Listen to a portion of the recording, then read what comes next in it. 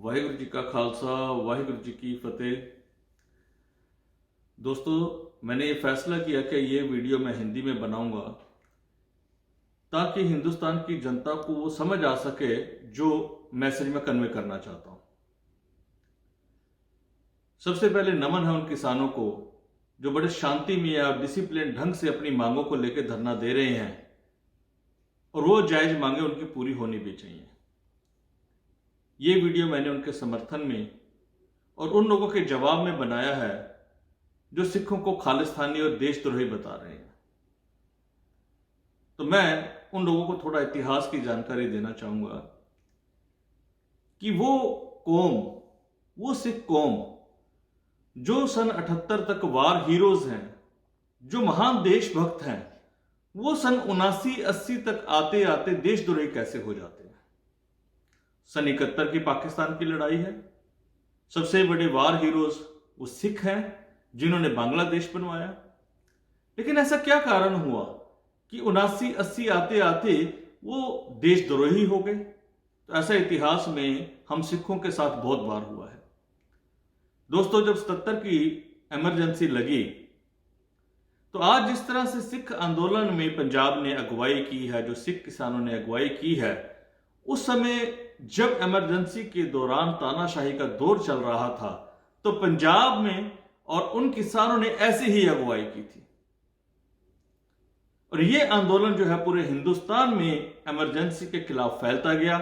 उस समय की प्रधानमंत्री श्रीमती इंदिरा गांधी ने सिखों को बहुत लुभाने की कोशिश की, उनके सारे मुद्दे सुलझाने की कोशिश की, सिर्फ इस शर्त में कि आप जो कर रहे हैं वो ना करें, क्योंकि मेरी राजनीतिक जो शत्रुता है आपसे नहीं बाकियों से है। लेकिन सिखों ने अपनी बड़े भाइयों वाली जिम्मेवारी निभाई और ऐसे ही जेलों को भरा जैसे आज आंदोलन किया जा रहा है, और इमरजेंसी को इंदिरा गांधी जी को खत्म करना पड़ा।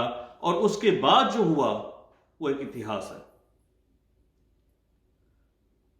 जनता दल की सरकार बनी, उसके बाद इंदिरा जी का शासन हुआ।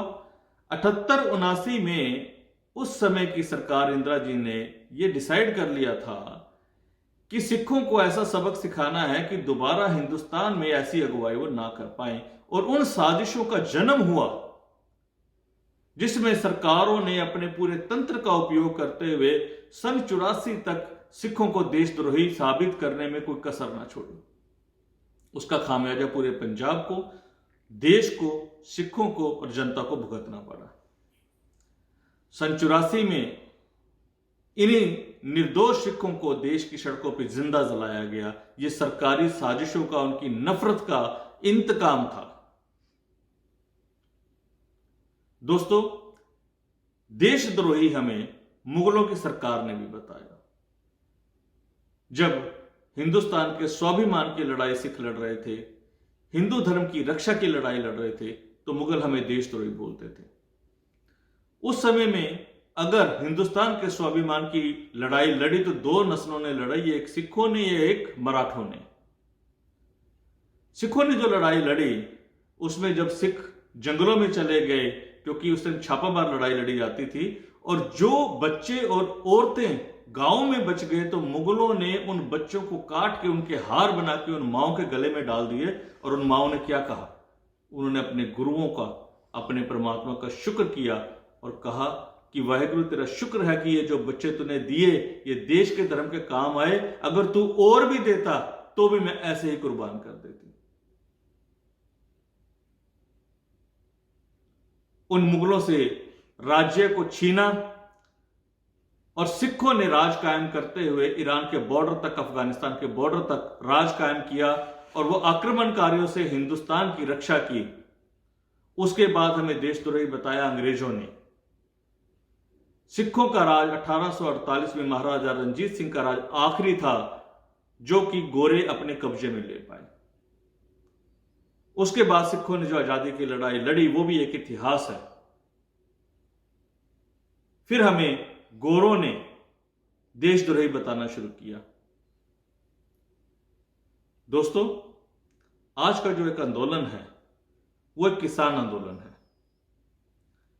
मैंने जो संक्षिप्त इतिहास आपको बताने की कोशिश की है वो आपको सोचना होगा कि क्या वाकई सिख देशद्रोही हैं या सरकारों ने ऐसा बताने की कोशिश की है, सरकारें ऐसी कोशिश करती रही हैं, हम सिख हिंदुस्तान के बड़े भाई हैं।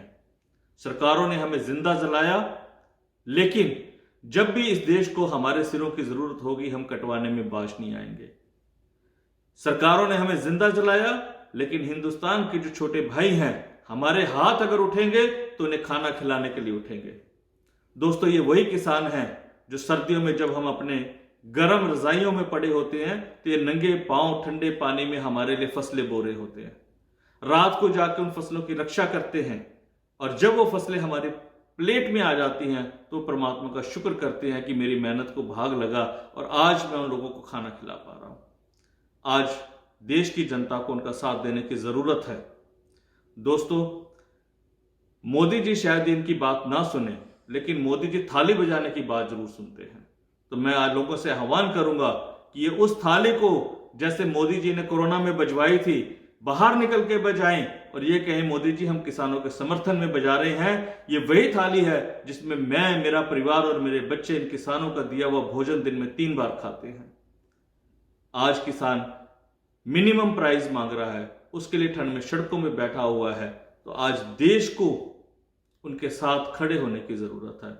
और मैं उस गोदी मीडिया और उन अंधभक्तों को भी जवाब देना चाहूंगा कि भाई, सिख हमेशा देश के लिए खड़े होते थे। इससे बड़ा एग्जाम्पल और क्या होगा कि जिस देश में उनको जिंदा जलाया गया आजादी के बाद, सबसे ज्यादा सिर आजादी में सिखों ने दिए, उसी देश की सीमा पे रक्षा के लिए आज भी 2-2 सिख बटालियन है। सबसे ज्यादा मेडल उसके नाम है।